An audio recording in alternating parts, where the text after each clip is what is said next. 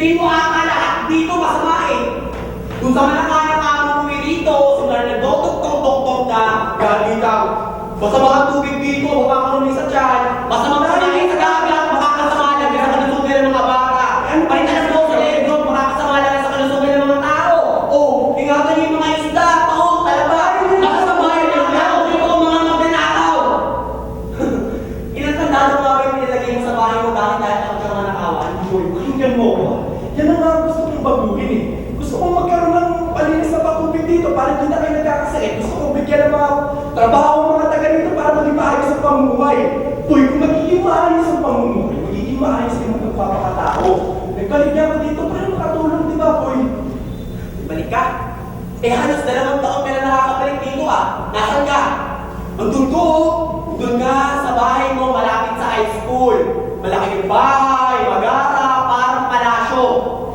Boy, naman, sa subdivision na yun, doon ako nagbibigay ng medical missions ng libre. Libre boy, libre dahil gusto kong makatulong. Tsaka, malapit din yung sa ospital na pinapasukan ni Margaret at sa paaralan naman na pinapasukan din naman ng anak namin. Oo, malapit sa lahat pero malayo dito. Malayo sa amin, Jis.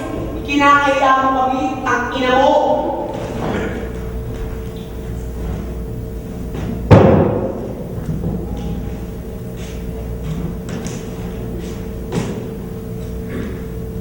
Hindi ka ba rin ba nauuaw?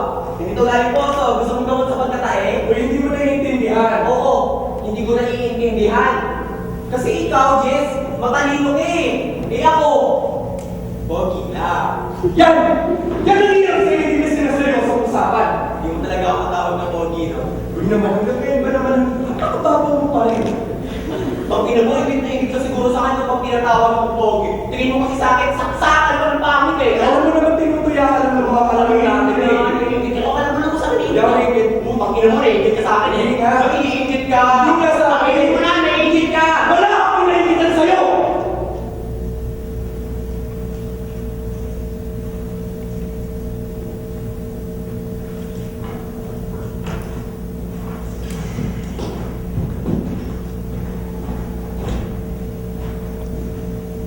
Uy! Uy! Oh. Iuwi mo na lang sa tama ngayon ah. Uy, tika lang! Kailangan ko pumunta to ah! Bakit ano ba kailangan sa pangangailangan ko? Pero pagpunta na ako sa ibang lugar, alam ko kung anong meron sila, kaya alam ko rin kung anong wala rito. Akin na naman talaga ng galit ka dito eh. Uy, pahinga mo naman ako. Kapatay ko maging doktor. Naman mo sa kung sino-sino politiko para lang makapag-aral ng scholarship. Nag-aaral ako para lang matakasan ng kahirapan. Gusto mong makakits dito? Oo, dahil sa ibang lugar nakita ko na pwede ka palang mabuhay ng ibang iba. Di katulad sa buhay dito. Itindog ka na lang sa ibang lugar. Bago mamatay ang aming buhay. Lagi niyang sinasabi, sana may tubig din sa atin, sana may kuryente, may kubeta lahat ng mga bahay, malilinis sa mga tao, masasaya. Hindi ba yun ang gusto mo, boy? Ano tingin mo sa amin, Jess? Marumi at malungkot? Ang ina! 2 beses ako sa 1,000 naliligo. At lagi ako masaya. Alam mo kung bakit? Dahil bukod sa kanta ni Andrew E., eh kinakanta ko rin yung mga kanta ni Black Nine. Tingnan mo ang buhay mo, boy. Gusto mo ba maging ganyan na lang magiging buhay ng anak ni Enzo? Gusto mo na mamalaglagan dahil hindi napapangalagaan ang pagbuntis niya. Takina mo yun, akala mo alam mo na lahat. Sinabi ko na, hindi kami nagpapalaglag, pinapalaglag niya. Parang si mamangat yung nanay mo. Nakakaya nga naman daw sa trabaho. Kaya yun, pinatanggal niya sa Elsa sa Lamputsingan at sa akin nilang mabenta yung talaba niya. Pero nung kasi, sinunod ko rin, yung kondisyon niya magkakamalong kay Kogeta, kaya hindi na siya mapapalaglag. Oh, Pero anong klaseng buhay nga, ibigay mo sa anak mo? ano bang masama sa buhay dito? Nakakaalis ka lang, kung magsalita, kakakala mo kung sino ka na.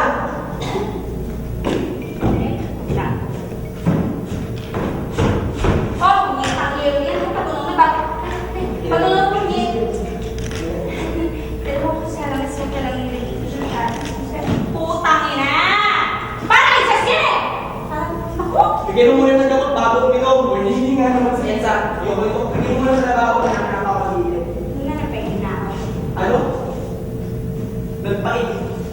Sabi ko, nagpahingi na ako. Takina mo, napakagas na mo talaga. No? Wala na nga tayong pera eh. Isa nanlilimahin na ako, nakita mo, ha? Nanlilimahin na ako, kami na punyat ang yero yan. Dito ka naman nalilis na. di ba? Uy, Alam mo, kontrabilaw talaga. Paano ka mananalo mayor yan? Kung ka, mananalo talaga ako mayor nito. Kuha ko na lahat ng mga tiga dito. Hoy! Sa akin nalawasin mo, boy. Hindi mo nga masusukan. Kaswan eh! Bakit ito sa sagot mo? Hoy! Kaya ako!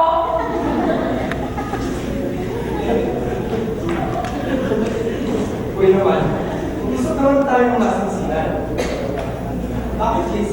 Hindi ko mamasinsinan to? Ayan. Ayan, pinakasabi mo. Sinusorry ko na, ha? Tanggalin mo na lang yung pangalan, Pogi. Uy, akala ko lahat ng kasalanan ng mga magulang natin kung bakit tayo nagigilap. Kasalanan na mismo natin. Pero ano ang magagawa natin, ha? Eh wala namang pakialam sa ating mga tao sa gobyerno na nagkakaya pagantay ng buhay natin. Di ba? Bakit ikaw? May pakialam ka? Hoy, oo!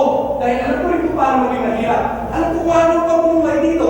Alam ko rin kung paano magluto. Alam ko kung ano mga kailangan ng mga tao rito. Kaya alam ko rin kung kung paano yung naibibigay sa inyo. Tangin eh. Eh, alam ko rin kaya. Dahil dito. Dahil dito sa patis ni Mamang. Naging ni Mamang ang kusunera ni Mayor. Hanggang minsan, nakasama sa palengke yung asawa ni Mayor. Pinakilala kay Mamang. Kaya nung namatay yung tatay ko, andun si Mayor sa burol, nakipag-ibig pa. At sa mga transaksyon namin, nabibigyan nila ako ng mga trabaho. Nababanggit na niya ang problema ng bayan ito. Oh, dami mo na. Hindi namin ba? Oh, putang na lang naman. Uy, huwag na tayo mag-lukante ng baka, ha? Saan galing to? Saan galing to? At ito mga kapatid, ang dami-dami na rin. Dati naman hindi naman ito ganito karamihan dati, ha?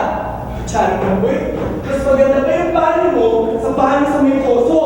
At yung pinagsasabi mo speaker, ha? Ha? Yung mga speaker? Galing kay Mayor yan, eh. Tsari naman, boy, huwag na tayo magsukuhan. Ha? Nagtsatsaga ka sa mga pare-parya. Ito na ang gamitin mo.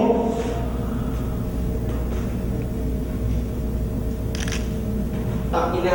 Oo. Barya akong barya. Sa mga pinatatrabaho naman sa akin ni Mayor, makakalimpon din ako. Magkakaroon din ako ng sari-sari store at may frigider pa. Oh, siya na nga talaga. Nabat ako sa'yo. Ganun ba? Yan nga, pinunta mo rito, tanggalin mo na yun. Ibalik mo na sa subdivision mo, ha? Ako ang boto rito. Uy naman, ang ganda mo naman, hindi mo naiintindihan. Alam mo naman, pinatakbo ka lang niya para mabawasan ang boto ko. Bakit kayo tumatakbo para mabawasan yung boto ko? Ano ka ba naman? Ako ang pinapilite ng kalaban, di ba? Tignan mo nga to. Ako ang tinatawag na simbolo ng bagong politika. Gagamutin ang bayan. Itong restriksyon ang mga taong naisip niyan dahil gusto na nilang gamutin ang kapulukan ng bayan ito. At ako ang hinihiling nilang tumamon. Kasi doktor ka. Dahil naniniwala sila sa mga plano mo. Patubig, elektrisidad, serbisyo, mga medical missions. At balik ako dito para makatulong mo. Hindi ako tulad ni Mayor na nagbibigay na lang ng mga mansyon habang naghihirap ang mga tao.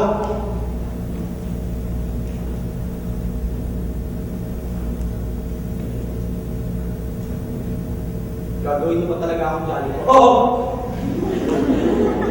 At hindi lang ikaw ang iyahan ko ng trabaho. Gagawa ko ng trabaho para sa inyo. Hahanap ko ng trabaho mo, walang regular na trabaho at walang trabaho. Hindi ako katulad ng mayor na ginagawa monopolyo lahat ng negosyo dito para kikilan lahat ng mga empleyado. Ako, hindi ko kayo magagawa kikilan. Dahil alam ko rin kung paano magutom. Okay. Yan na lang sabihin mo sa kampanya ko para manalo ka, ha? Paano nga ako mananalo, boy? Kung mga kandidato ka rin. Tatakot ka talaga sa akin, ha? Alam mo, hindi ako natatakot sa'yo. Ayoko lang namasakot ka sa gulo ng politika. Eddie. Hindi ko yung matas.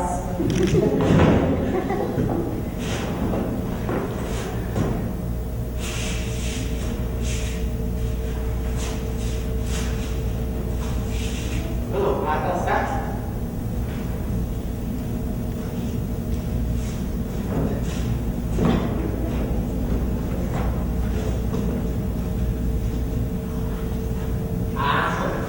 Alam ko na, hindi ka atas, di ba? Joke lang tayo. Para na mga yung atras. Eh, Uy! Hanggang ngayon ba naman? Wala kang kahihiyan! ang ina! Wala akong kahihiyan! Kaya hindi mo ako inimbitan ng kasal mo, di ba? Di mo rin ako inimbitan, binyag ng mga anak ko. Ano sabi mo? Sa nanay mo dapat kung ako'y maghahangin sa kanya? Huwag na, nay. Ako pa naman yun si Boy eh. Nakakahiya. Eh, pahanap na lang tayo ng iba dyan yung hindi natin kakilala. Di ba? Ang ina ko. Uy, nagbago na ako. Oo, Jess! Jess, nagbago ka na! Dati, mayabang ka lang. Ngayon, ang yabang-yabang mo na. Sinabi ko lang, diba gusto ko lang naman talaga tulungan kayo mga kababayan ko. Eh, hindi naman namin kailangan ng tulong mo eh. At kahit kailan, hindi mo kami naiintindihan. Ano ba yun, sir? Ano ba yung ginawa mo? Inaaway na naman ako ng mga tindera. Pag ako talaga papatay ko na yan. Kasi Miss Boy dapat tinutulungan ko. Ay! Jess! Aba, Jess! Nandito ka pala eh. Saan ang mga alcohols mo? Ay, hindi ko kasi nila alam kung ano sa paborito. Ayaw ka papatay ng mga alcohols ko dito. Baka hindi naman po sa ganun. Ang gusto po kasi nila eh, na-disqualify ko na lang to si Boy. Eh, ayoko naman po mangyari yan kasi pwede naman puntahan sa magandang usapan. Eh, pa! Ay, ma'am! Natapos na sa atin mga alibol. Isip na bibilihan tayo nun eh. Kasi daw mga puta, mga magnanakaw, at mga mamamatay tawag tayo. O hindi Ah! naman Hindi ka! Sinuhan mo ako! Ang mga tinawag na tawag tayo sa harapan! Eh! Tigil ka nga! Kayo, Jess, hayaan mo na lamang sila dahil mga chismosa! Parang lang naman dyan sa simbahan! Ano ba? Halabat ko din naman yung pinapakatulog mo sa dagat o kung sino-sino pinagpapatay. Baka mga taong dagat na nga rin daw ang pumapatay. Eh, nabanggit nga po yan sa akin ng uli, pero hindi naman po ako naniniwala. Eh, nagpunta nga po ako dito na mag-isa, hindi po kasi yung tricycle, kaya nagpa-jump na lang po. Nagtantay po ako dyan sa labas. Nagpahintay ka sa labas. Eh naku, iniwan ka na ng pedicab. Alam mo namang hindi uso. Hintay-hintay rito. Ay, maglalakad ka na hanggang doon sa Lucana. Yun, eh kung ayos lang kasi yung maglakad. Ano, dito rin naman po ako lumaki. Eh, alam ko kahit naman po mahihirap na ng mga tao, eh, may takot din naman po sila sa labas. Ganon! Ha? Narinig mo? Ganon ka dapat magsalita sa kampanya para mukhang matalino ka naman. Hindi nga ito nakakampanya sa kanila. Eh kasi, ba't pa ako mga mabanyo ma? Eh, kuha ka ng anak ng mga taga dito ha? Isama mo ba yung mga squatter? Panala na ako na. Gago! Isang barangay lang kaya tayo. Kulang na paano manalo ka ngayon? At ilang barangay rin ka? Manalo ka sa mga barangay ka. Ano, malinis naman po ang kampanya ko eh. Malinis din naman po ang hangali ko para sa bayan natin. Kaya sikat na sikat ka sa palengke. Galing mo magsalita. Simbolo ng bagong politika. Dr. Jess Resurrection, gagawin ng bayan. Ay, sabi ko nga sa mga taga-palengke, ay, hindi kayo dito, pinalay, kayo pamangkin ko, tatakot ng ngayon. Sumabagis, ha? Pwede mo magbilis sa kumpanya mo. Sige, sige na po, ha? Huwag nilang pilitin pa kumuha ng pakis ninyo yan. Eh, hindi nga kayo pilitin yun, nagkabanggaan kayo sa palengke dati, di ba? Eh, nung isang taon pa yun eh, ha? Alam ko naman mamadali ka nun, yung mga doktor eh talagang kabayan. At saka, pinapansin mo na naman ako ngayon, di ba? Sinasabi mo ba nga sa mga taga-palengke na iyarin mo ako eh. Oo nga naman po eh. Eh, tsaka nandiyan naman po si... Oh, baka tatay mo. Sabi mo lang yung sinya.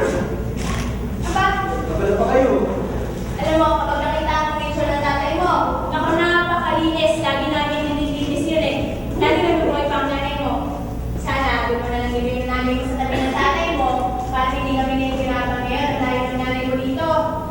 Eh, yayaan niyo po, pagkatapos po ng eleksyon, eh, itatabi ko po sa tabi ng tatay ang nanay. Hoy, ikaw, kapag namatay kami ng tatay mo, dapat magtatag kami ha. Baka mamaya bumalik kami dito kay Jess. Patayin yung mga magulang, pinaghiwalay pa. O ano pa dapat gumayo kay Jess? So, mahiwalay ko rin